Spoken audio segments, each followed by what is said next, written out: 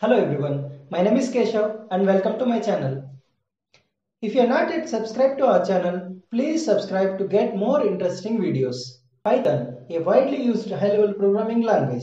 The founder of this programming language named as a Python because he is a big fan of BBC's TV show Monty Python Flying Circus.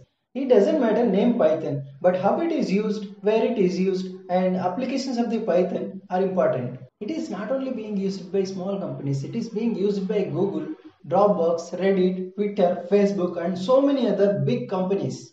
It is being used in machine learning. It can be used to develop web applications, desktop applications, or it can be used as a scripting language too. That's why Python is called as general purpose language.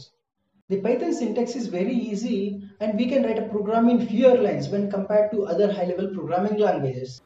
If you like this video, please like, share and subscribe to my channel to get more interesting videos on Python. Thank you.